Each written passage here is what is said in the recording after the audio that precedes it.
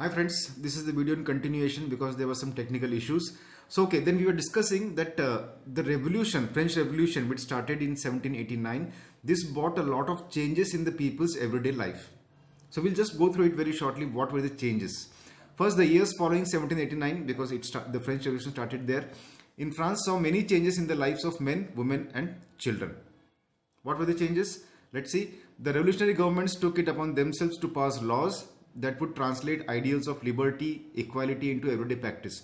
So there was liberty, that is freedom to the people, and they were got the rights of equality.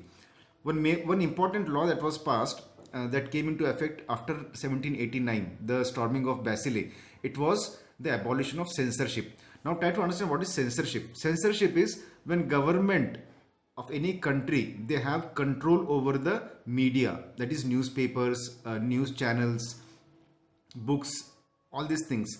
When the government is controlled, so what will happen?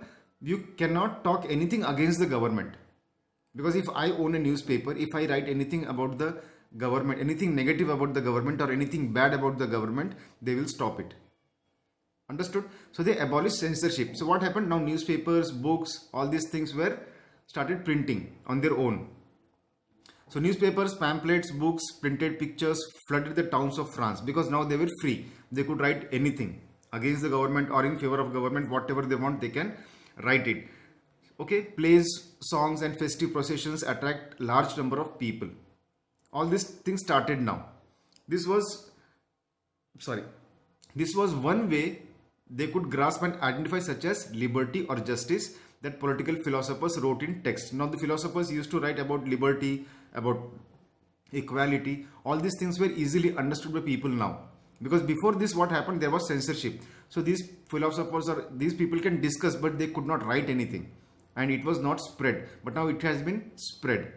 So and these plays and songs, why they were there? Because many people were illiterate, they were not able to read. So these plays, songs, these were done so that they can understand this meaning of liberty and equality. This is about the revolution and everyday life. Now we'll see about the Napoleon Bonaparte. It's just an introduction, because this you will have in your next year as Napoleonic Code or Civil Code 1804, that you'll see in the next class. But here we'll see what happened. The years following 1789, France, in 1804, Napoleon Bonaparte crowned himself as a monarch or as a emperor of France. This was he himself done. No elections were there or people did not do anything. Then after being in France, he said he started conquering the neighboring countries. He started attacking and conquering neighboring countries. He set out to conquer neighboring European countries, dispossessing dynasties and creating kingdoms where he placed members of his family. So from France he went to Austria, he went to Prussia, he went to Germany, conquered them, and his family members he kept as the emperor of that particular place. He introduced many laws such as protection of private property and a uniform system of weights and measures. This is not important as of now, but this is which you will have more in your next class. So let us have a brief discussion about this. There were different kinds of weights and measures in the country. Now he uniformed it, that whole France will have single kind of weight and currency. Okay, this was done by Napoleon. Initially it was very good. It was welcomed by many people. Initially many saw Napoleon as a liberator who would bring freedom for the people. Many people thought that he is very good.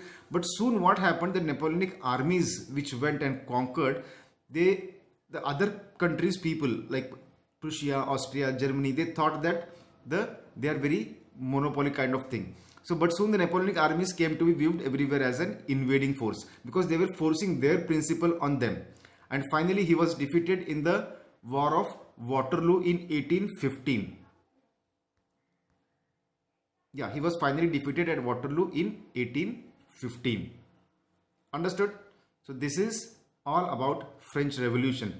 We have completed the chapter. Tomorrow I'll send you the remaining notes regarding this, and then we can go with question answers and we can go for test. Thank you. Have a nice day.